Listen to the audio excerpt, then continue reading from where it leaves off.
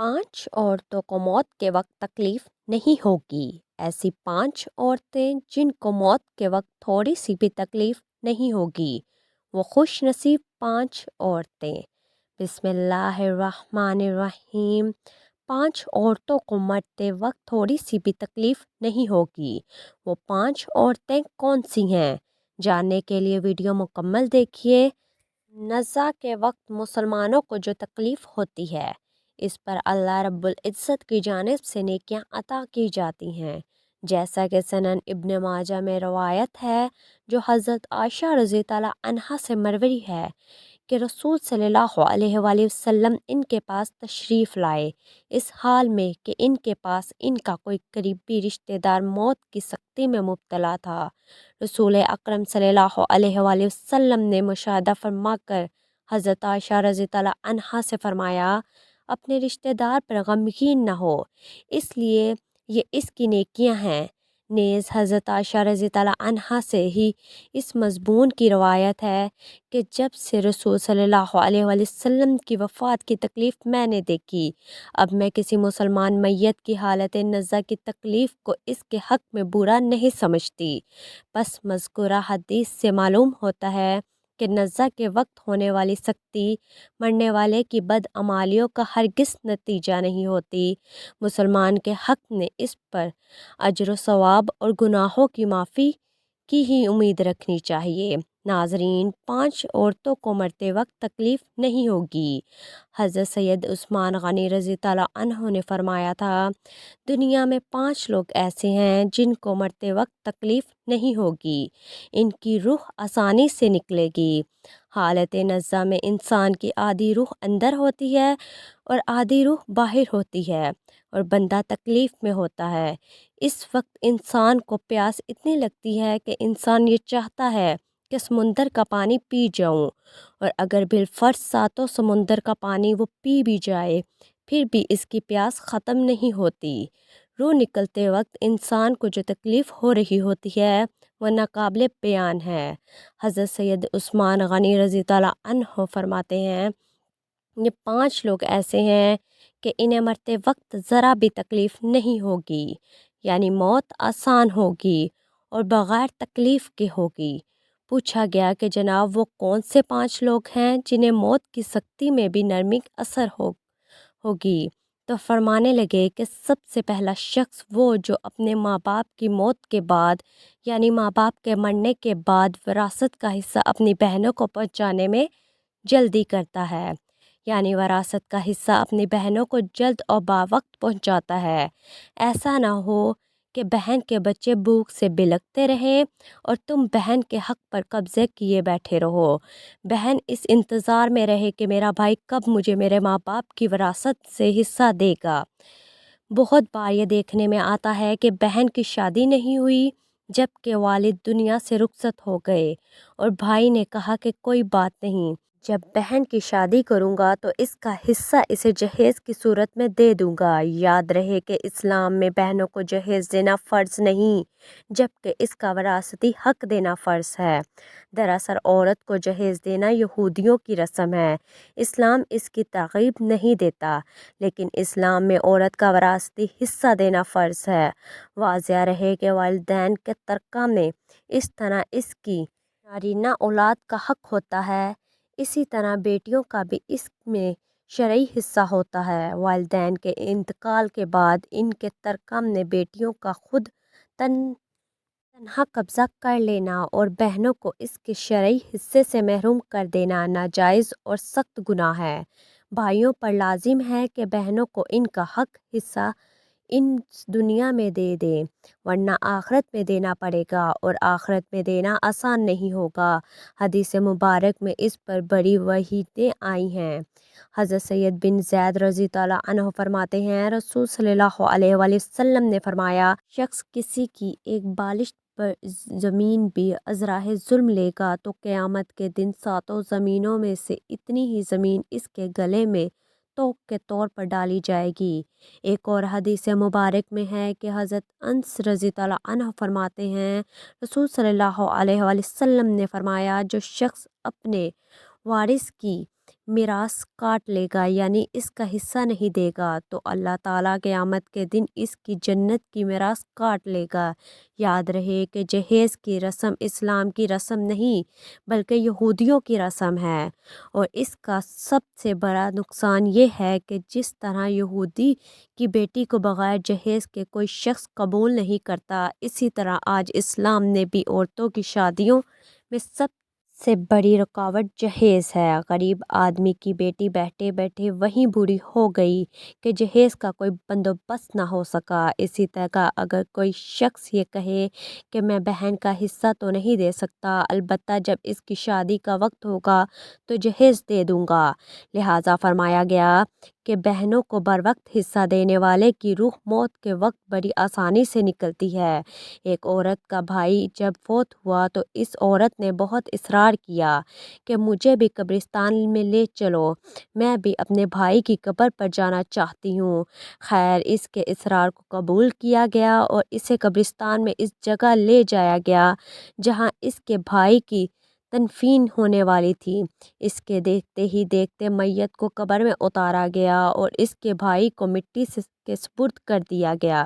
جب دعا کی باری آئی تو تمام عزیزوں و رب کے سامنے اس روتی ہوئی بہن نے آسمان کی جانب اپنے ہاتھ اٹھائے اور آسمان کی جانب دیکھا، اس کا دل رو رہا ہے، آنکھیں چھم چھم برس رہی ہیں۔ اس نے ایک ایسی دعا کی کہ لوگوں کے مردہ ضمیر کو جگا دیا۔ روتی ہوئی بہن نے آسمان کی جانب دیکھ کر فریاد کی کہ اے میرے مالک، اے انصاف کرنے والے، آج میرا بھی انصاف کر دے۔ رو رو کر کہنے لگی، میرے مالک تو میرے اس ظالم بھائی کو اپنی رحمت سے دور رکھنا، ایسے دور رکھنا جیسے اس نے میری والد کی وراثت سے مجھے دور رکھا۔ میرے بچے بھوک سے بلکتے رہے لیکن اس ظالم کو میرے بچوں پر ذرا بھی ترس نہ آیا۔ میں اپنے بچوں کو حرام جانور کا گوشت کھلانے پر مجبور ہو گئی۔ میرے بچوں نے بڑی ہی غربت کی زندگی گزاری ہے، جبکہ میرے اس ظالم بھائی کو کبھی بھی حیا نہ آئی، کبھی بھی رحم نہ آیا کہ میں اپنی بہنوں کی وراثت کا جو ان کا حق ہے اسے ادا کروں۔ اے میرے مالک تو آج انصاف کر دے، اور جس طرح اس نے میری وراثت کے حق سے مجھے دور رکھا ہے اسی طرح تو اسے اپنی رحمت سے دور کر دے۔ تو ان ناظرین صرف ایک لمحے کے لیے دل پر ہاتھ رکھ کر یہ سوچیں کہ جب تم اپنی بہنوں کو اس کی وراثت کا حق ادا نہیں کرو گے تو کیا تمہاری بہنیں تمہارے لیے مغفرت کی دعا کریں گی یا جہنم کی دعا کریں گی؟ بہن کے لیے ظالم بن کے مرو گے یا مظلوم بن کے؟ ناظرین، بہن کا حق کھانا ایسا ہے جیسے خنزیر کا گوشت کھانا۔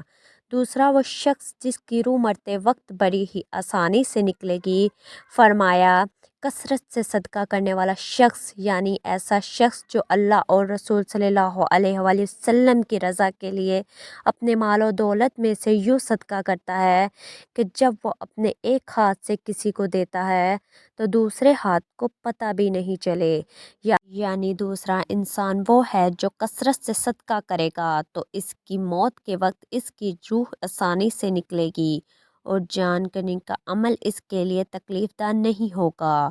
نمبر 3، ایسا انسان جو اپنی فیملی سے اچھا سلوک کرنے والا ہے، یعنی اپنی ماں باپ، بیوی بچوں اور بہن بھائیوں سے نرم دلی کا رویہ رکھنے والا ہے، اپنی بیوی بچوں سے پیار کرنے والا ہے، حلال کا لقمہ کما کر اپنی بیوی بچوں کی کفالت کرنے والا ہے۔ بزرگان دین فرماتے ہیں کہ جب رزق تنگ ہونے لگے تو دسترخواں کو وسیع کر لیا کرو، یعنی اپنی بیوی بچوں پر خرچ کرنا بھی صدقہ ہے، انہیں کھلانا پلانا صدقہ ہے۔ لہٰذا ایسا شخص جو اپنی فیملی پر خرچ کرتا ہو اور ان سے حسن و سلوک کرتا ہو تو جب وہ دنیا سے رخصت ہوگا تو اس کی روح نکلنے میں آسانی ہوگی اور اسے کوئی تکلیف نہ ہوگی۔ اسی طرح حضرت عثمان غنی رضی اللہ عنہ نے فرمایا کہ جو شخص یہ سوچ کر نماز ادا کرتا ہے کہ جو نماز ادا کر رہا ہے وہ میرے نبی صلی اللہ علیہ وسلم کی آنکھوں کی ٹھنڈک ہے، نماز دین کا ستون ہے، نماز مومنوں کی معراج ہے، نماز اسلام اور کفر میں تفریق ہے، تو 5 وقت کا نمازی موت کے وقت کسی قسم کی سختی میں مبتلا نہ ہوگا۔ پھر فرمایا 5واں وہ شخص ہے جو قرآن کی تلاوت کر رہا ہو، یعنی خود بھی قرآن پڑھتا ہو اور دوسروں کو بھی قرآن سکھاتا ہو۔ پھر فرمایا راتوں کی تنہائیوں میں اٹھ اٹھ کر قرآن پڑھا کرو اور قرآن پڑھتے وقت رویا کرو۔ فرمایا کہ اگر رونا نہ ابھی آئے تو رونے کی کوشش کر لیا کرو۔ حضرت علی ہجویری گنج بخش رحمۃ اللہ علیہ سے کسی نے پوچھا کہ رسول اگر رونے کی کوشش بھی کریں اور پھر بھی رونا نہ آئے تو پھر کیا کریں؟ تو فرمایا پھر اپنے مقدر پر رویا کرو۔ کیا تم اتنے سنگ دل ہو گئے ہو کہ تمہاری آنکھیں آنسو نہیں بہاتی؟ پھر حضرت عائشہ صدیقہ رضی اللہ عنہا فرماتی ہیں کہ جب سے انہوں نے اللہ کے رسول صلی اللہ علیہ وسلم کو موت کے وقت درپیش سختی کا منظر دیکھا تب سے کسی کی آسان موت پر خوش نہیں ہوتی اور آسان موت نصیب ہونے کی تمنا بھی نہیں کرتی، کیونکہ وہ جان چکی تھی کہ نہ تو موت کی سختی مرنے والے کے برے انجام کی دلیل ہے اور نہ آسان موت کوئی عزت افزائی کی بات ہے۔ اگر سچ مچ ایسا ہوتا تو اللہ کے رسول صلی اللہ علیہ وسلم کو آسان سے آسان تر موت نصیب ہوتی۔ یہی وجہ ہے کہ نہ وہ موت کی سختی کو ناپسند کرتی تھی اور نہ ہی کسی کی آسان موت پر خوش ہوتی تھی۔ موت کی سختی کے بارے میں حضرت عائشہ رضی اللہ عنہا سے روایت ہے، آپ صلی اللہ علیہ وآلہ وسلم فرماتے ہیں کہ میں نے رسول صلی اللہ علیہ وسلم کو حالت نزا میں دیکھا۔ آپ صلی اللہ علیہ وسلم کے پاس پانی کا ایک پیالہ رکھا ہوا تھا۔ آپ صلی اللہ علیہ وسلم نے اس میں ہاتھ داخل کرتے اور پھر اپنے چہرے پر پھیر لیتے تھے اور فرماتے تھے کہ یا اللہ موت کی سختی میں میری مدد فرما۔ مختلف احادیث مبارک سے معلوم ہوتا ہے کہ مومن کی روح بہت آسانی سے نکلتی ہے اور روح نکلتے ہی اس کے لیے خوشخبریاں شروع ہو جاتی ہیں، جبکہ کافر کے بارے میں آتا ہے کہ اس کی روح انتہائی سختی کے ساتھ قبض کر لی جاتی ہے اور اسی وقت سے ہی اس کے برے اعمال شروع ہو جاتے ہیں۔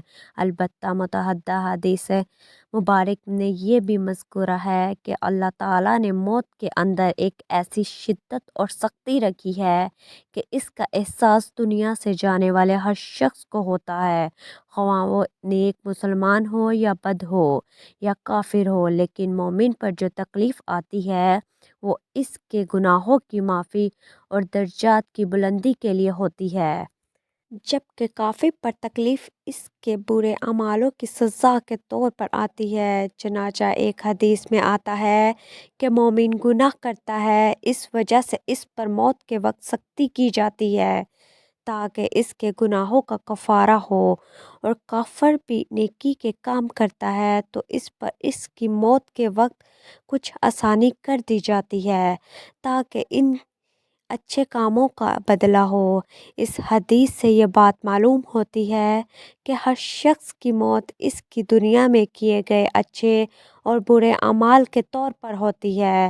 تاہم حضرات علماء کرام اور محدثین رحم اللہ نے یہ لکھا ہے کہ مومن کو جو بھی تکلیف ہوتی ہے وہ خواہ وہ تکلیف اس کے گناہوں کی بخشش کے لیے ہو یا اس کے درجات کی بلندی کے لیے ہو، وہ حالات نزا عین روح نکلنے کے وقت سے پہلے ہوتی ہیں، اور جب اس کی روح نکل رہی ہوتی ہے تو اس وقت اللہ تعالیٰ اس کی تمام تکالیف کو دور فرما کر سہولت اور آسانی سے روح قبض کر لیتے ہیں اور آنے والے مراحل بھی آسان فرما دیتے ہیں۔ واللہ عالم۔ اللہ پاک سے دعا ہے کہ ہم سب مسلمانوں کی موت کے وقت کی سختیوں کو دور فرما کر ہمارا خاتمہ ایمان پر نصیب فرمائے، آمین۔